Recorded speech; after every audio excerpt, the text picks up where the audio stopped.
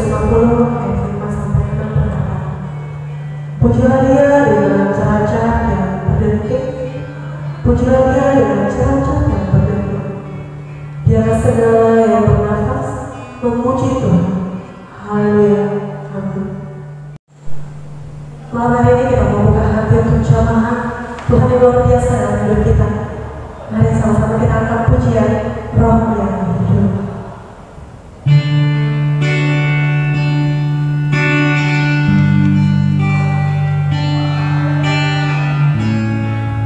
Segala kerendahan hati kita terima layak hidup di dalam kehidupan kita, karena Roh yang hidup berikut. Roh yang hidup berikut mengalir dalammu.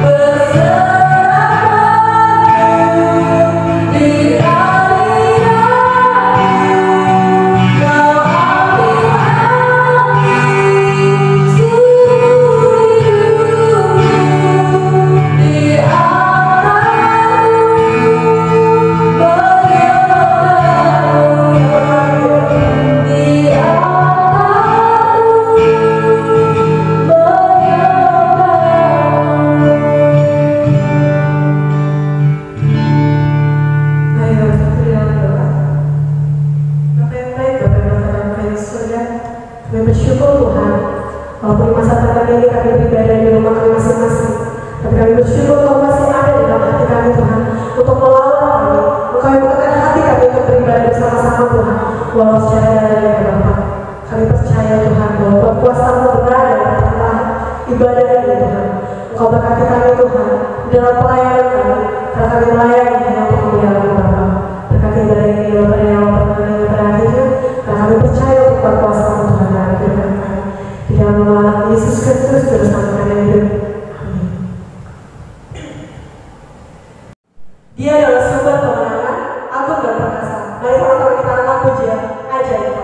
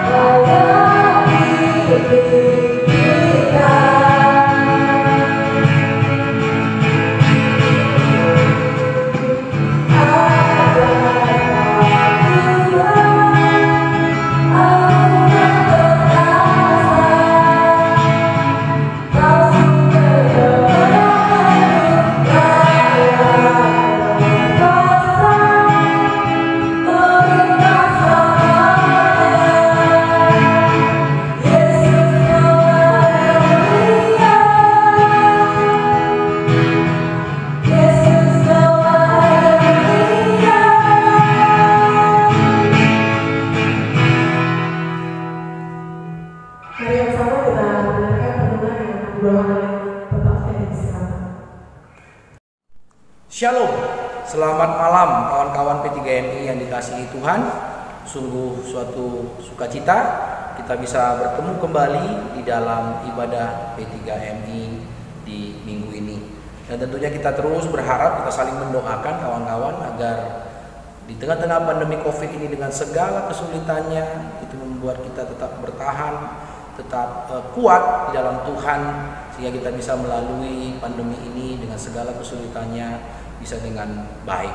Baik, pada malam hari ini kita akan mendengarkan firman Tuhan, kita akan membahas tentang firman Tuhan yang akan membicarakan tentang mata, ya, satu bagian dari tubuh kita. Namun sebelumnya kita melanjutkan, mari kita bersatu di dalam doa. Mari kita bersatu dalam doa. Terima kasih Bapa, kami mengucap syukur pada malam hari ini kami boleh bertemu di tengah-tengah ibadah P3MI yang dilakukan secara online. Kami yakin dan percaya Tuhan, meskipun kami beribadah dengan cara seperti ini, tetapi Tuhan adalah Maha Hadir. Bagaimanapun kami beribadah, kami yakin Tuhan saat ini, detik ini, hadir di dalam hati kami masing-masing. Terima kasih Tuhan, berkati hamba yang akan menyampaikan, berkati juga teman-teman yang ikut dalam ibadah online ini ya Bapak, agar firman Tuhan, ibadah kami pada malam hari ini dapat Engkau terima sebagai bentuk penyembahan kami kepada Tuhan. Terima kasih Bapak, kami sampaikan doa kami, ucapan syukur kami hanya di dalam Kristus Yesus Tuhan dan perantara kami yang hidup. Haleluya, amin. Kawan-kawan yang terkasih dalam Kristus Yesus, nah firman Tuhan pada malam hari ini adalah waspada dengan matamu. Bicara tentang mata, ya saya pikir bukan yang asing lagi ya. Bahkan saat ini saya memandang kawan-kawan dan kawan-kawan memandang saya pun juga pasti pakai mata seperti itu ya. Nah, mata itu adalah salah satu bagian ya, 1 dari 5 panca indera yang ada dalam tubuh kita ya. Nah, panca indera ini, yang dimaksud dengan panca indera ini adalah bagian tubuh yang dapat menerima informasi dari sekeliling atau lingkungan kita, yang akan diolah dalam otak kita dan akan membuat satu persepsi di dalam pikiran kita seperti itu, yaitu panca indera. Nah, kita akan membahas khusus tentang waspada dengan mata. Kenapa begitu? Apa yang salah dengan mata ini begitu ya? Salah mata ini, kenapa Tuhan menciptakan begitu ya? Nah, kawan-kawan yang terkasih dalam Kristus Yesus, kalau kita lihat ya, firman Tuhan pada malam hari ini terambil dari Lukas ya. Kita baca dulu lah ya. Kita baca dulu dari Lukas 11 ayat 33 sampai 36. Apa yang Tuhan katakan tentang mata? Saya akan bacakan untuk kita semua. Lukas 11 ayat 33 sampai 36. Tidak seorang pun yang menyalakan pelita lalu meletakkan di kolong rumah atau di bawah gantang, melainkan di atas kaki dia, supaya semua orang yang masuk dapat melihat cahayanya. Matamu adalah pelita tubuhmu. Jika matamu baik, teranglah seluruh tubuhmu. Tetapi jika matamu jahat, gelaplah tubuhmu. Karena itu, perhatikanlah supaya terang yang ada padamu jangan menjadi kegelapan. Jika seluruh tubuhmu terang dan tidak ada bagian yang gelap, maka seluruhnya akan terang, sama seperti apabila pelita menerangi engkau dengan cahayanya. Kawan-kawan yang terkasih dalam Kristus Yesus, mata menjadi satu bagian yang penting, gitu ya. Mata itu fungsinya adalah menangkap, visualisasi seperti itu. Seperti tadi saya sampaikan, ya, panca indera itu ada menangkap informasi dari luar, lalu mengolah dalam otak kita, lalu membuat kita memahami atau mempersepsikan sesuatu, dan itu akan mempengaruhi tindakan kita selanjutnya. Ya, itu pentingnya panca indera, dan mata menjadi satu bagian yang menangkap, ya, menangkap visualisasi dari kondisi sekitar seperti itu. Nah, kawan-kawan yang terkasih dalam Kristus Yesus, apa yang Tuhan katakan tentang mata dalam perikop ini, dalam Lukas 11 ayat 33 sampai 36 ini? Ada 3 hal yang saya catat dari apa yang disampaikan oleh Tuhan tentang mata. Yang pertama, Tuhan mengatakan, ya, Yesus mengatakan bahwa, ya, ini merupakan suatu perumpamaan begitu ya. Mata adalah pelita tubuh. Ya. Mata adalah pelita tubuh. Yesus mengibaratkan mata itu sebagai pelita tubuh. Ya. Apa yang dimaksud dengan pelita, kawan-kawan sekalian? Ya. Pelita itu terang. Ya. Pelita itu adalah terang atau cahaya. Ya. Sehingga jika demikian, yang Yesus maksudkan bahwa mata adalah pelita tubuh, bahwa mata itu adalah cahaya atau terang bagi tubuh kita, begitu. Ya. Lalu mengapa mata dikatakan sebagai cahaya tubuh, kawan-kawan sekalian? Mengapa Yesus menggunakan mata sebagai perumpamaan, ya, sebagai cahaya tubuh? Mengapa Yesus tidak menggunakan hidung? Ya, kita punya indera hidung, mata, telinga, lidah, ya, indera perasa, lalu kemudian kulit seperti itu. Kenapa Yesus menggunakan mata? Nah, kawan-kawan sekalian, mata ini punya keunikan seperti itu.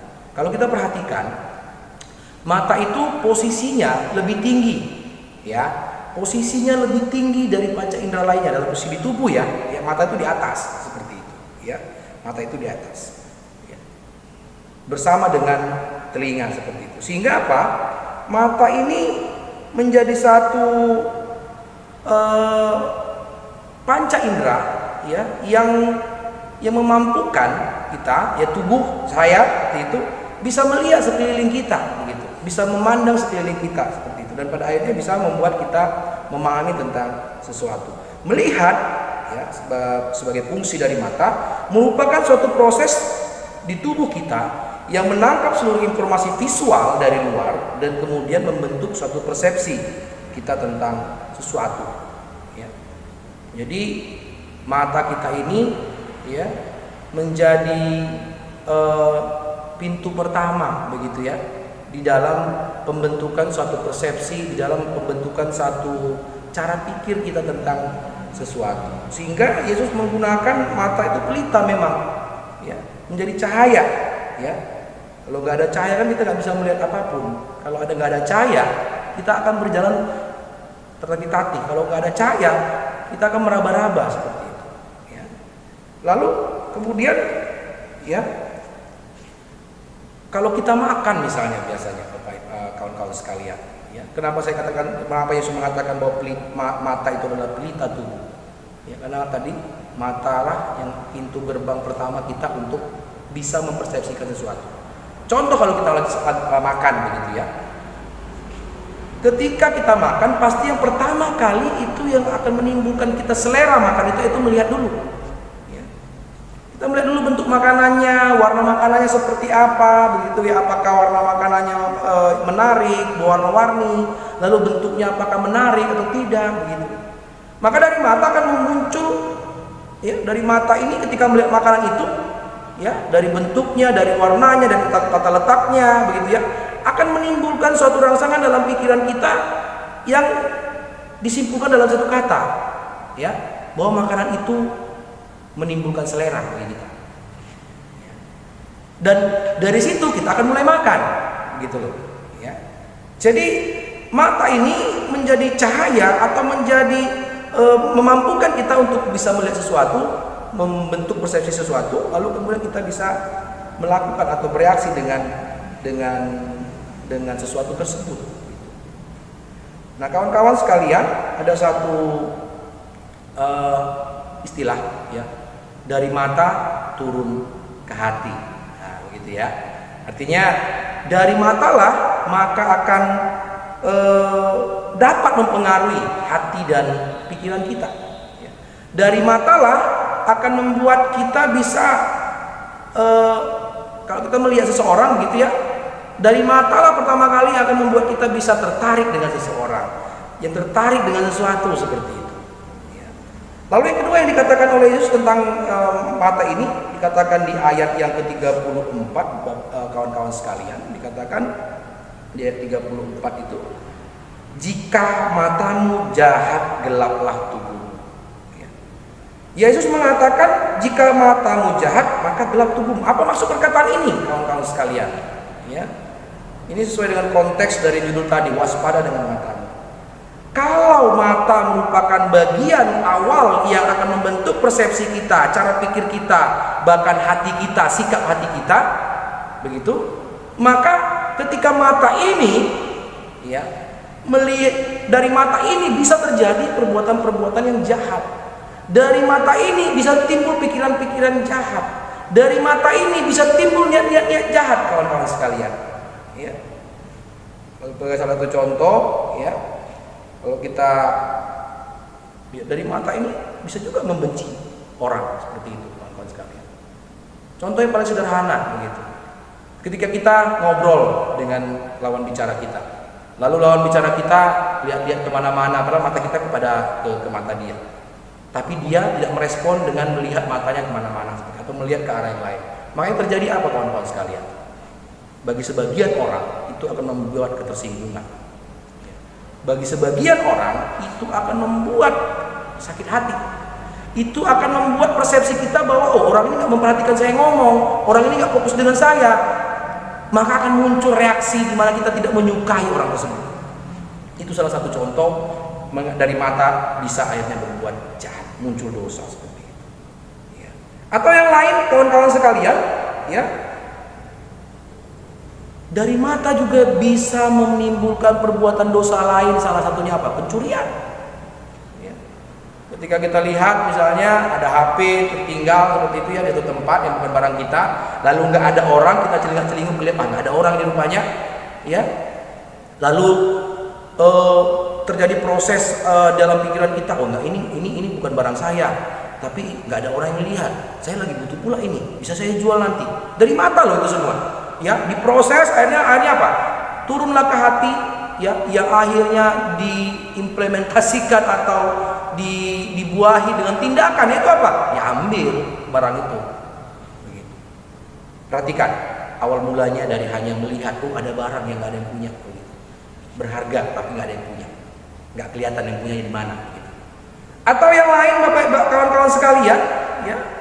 Contoh lain dari bagaimana mata ini bisa membuat kita menjadi jahat, mata ini bisa membuat kita berbuat dosa adalah, ya, pada remaja, pada pemuda, dosa pornografi, dosa seksual seperti itu. Ya. Dari mata, ya, kita melihat misalnya gambar-gambar yang terbuka, ya, lalu berimajinasi, lalu muncul dorongan untuk lebih melihat lagi gambar yang lebih terbuka lagi, begitu ya. Dari sekedar gambar, lalu kemudian muncul lagi ingin yang lebih lagi dengan melihat yang bergerak, begitu ya. Dari cuma sekedar picture menjadi video, ya. Lalu kemudian tidak puas juga, akhirnya melakukan apa? Pemerkosaan. Ya, itu salah satu contoh bagaimana mata bisa berbahaya ketika tidak bisa kita gunakan sebagai terang ataupun sebagai pelita untuk tubuh kita.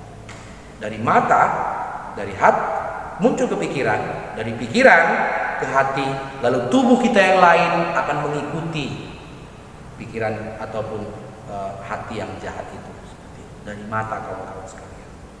Jadi hati-hati kita dengan mata ini. Ya, cuma dua mata kita. Tapi bisa bikin satu tubuh kita ini berantakan. Ya. Cuma dua mata kita, tapi bisa bikin hidup kita sengsara. Ya. Nah, yang ketiga yang dikatakan oleh Yesus tentang mata, yaitu jika matamu baik, teranglah seluruh tubuhmu.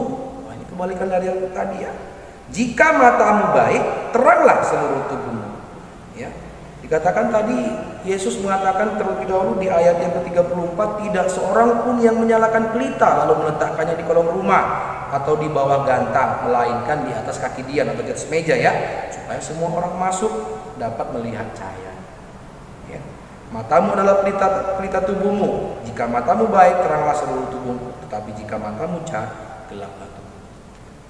Mata itu ketika baik, digunakan dengan yang baik, cara-cara yang baik, begitu, maka tubuh kita pun akan aman, akan terang seperti itu.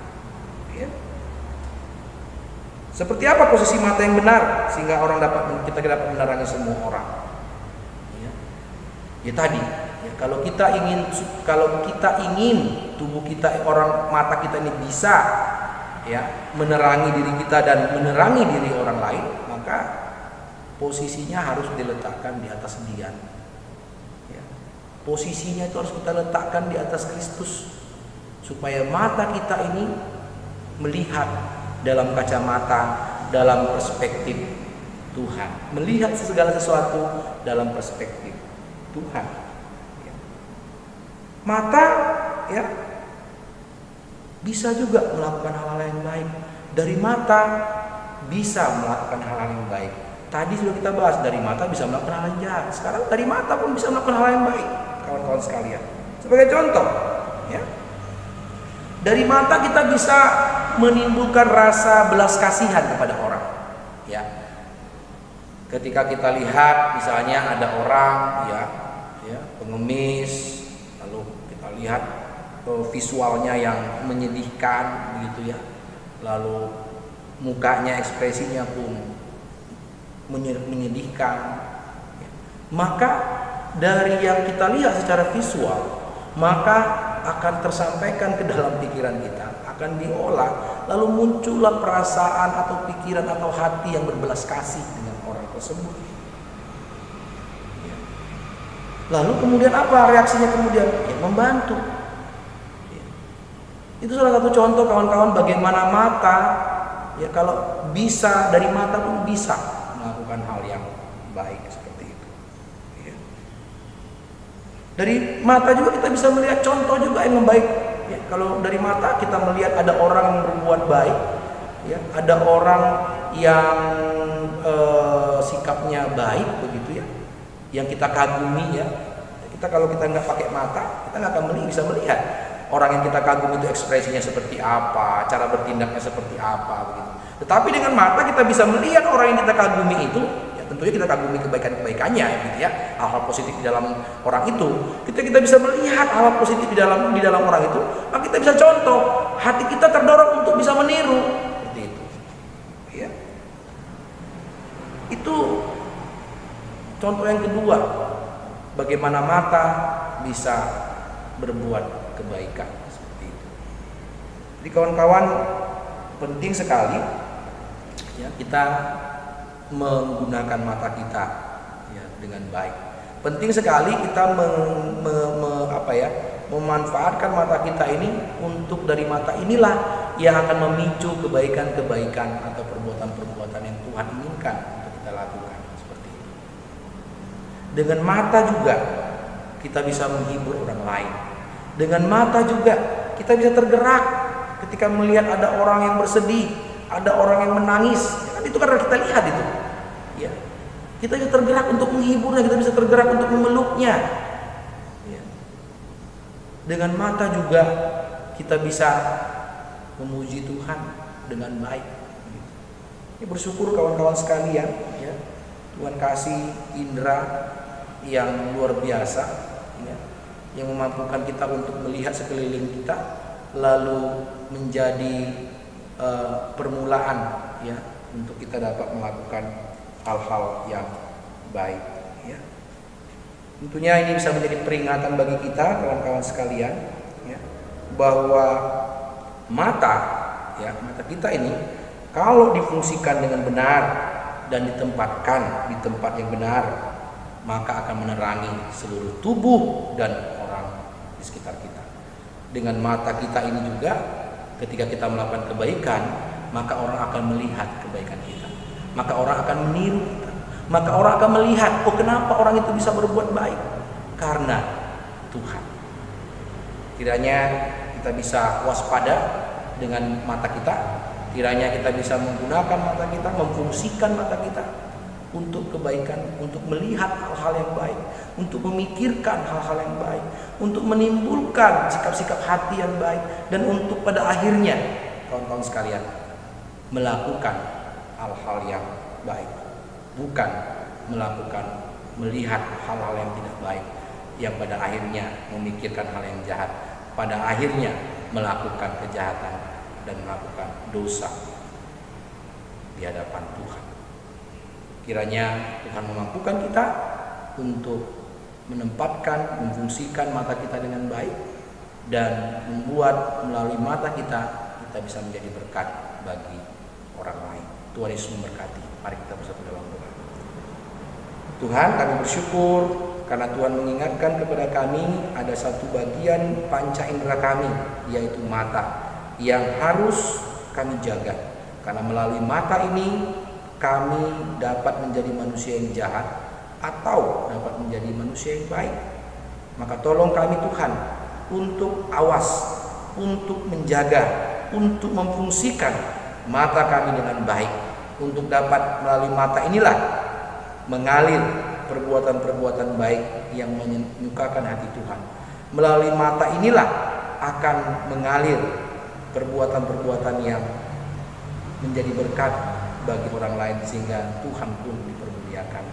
Terpuji termulia Engkau ya Bapa, berkati kami dalam kehidupan kami, supaya kami senantiasa berusaha untuk melakukan apa yang berkenan di hadapan Tuhan. Terpuji termulia Engkau ya Bapa di dalam Kristus Yesus, Tuhan dan perantara kami yang hidup. Haleluya, amin. Sungguhnya pemberitaan firman Tuhan yang boleh disampaikan oleh Bapak yang akan kasihnya menjadi sumber kehidupan kita, sumber kasihnya kemudian hidup kita, dia memilih kita, dia selamatkan hidup kita, serta cintanya yang memilih kita menghidupkan kehidupan kita. Mari sama-sama kita angkat pujian. Kau alasanku hidup. Ku hidup karena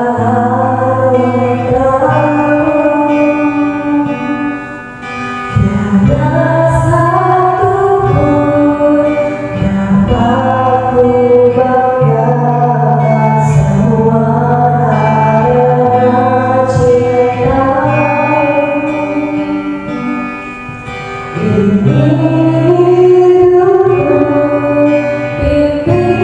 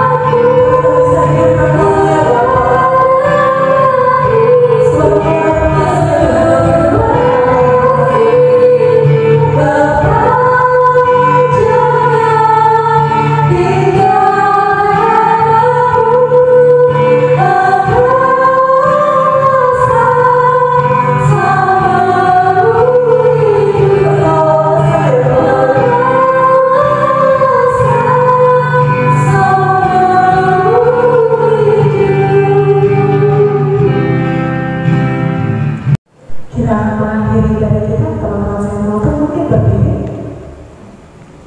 Kita akan berdoa Bapak kami dan sekali lagi berkat yang akan dibangun kami dan bermulia kami. Nanti kita berdoa sebagai diajarkan oleh Kristus.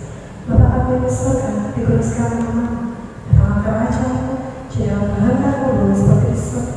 Dan pada hari ini makan kami yang secukupnya, dan ampunlah kami kesalahan kami, seperti kami juga mengampuni orang yang bersalah kepada kami. Dan janganlah membawa dalam pencobaan, tetapi lepaskanlah kami dari yang jahat, karena Engkau yang punya kerajaan dan kuasa dan kemuliaan sampai selama-lamanya. Amin.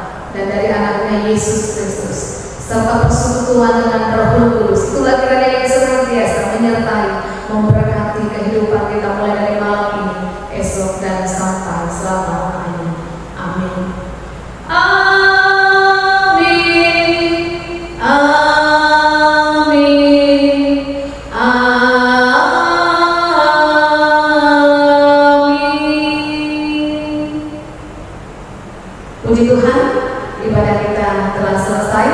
Tuhan Yesus memberkati.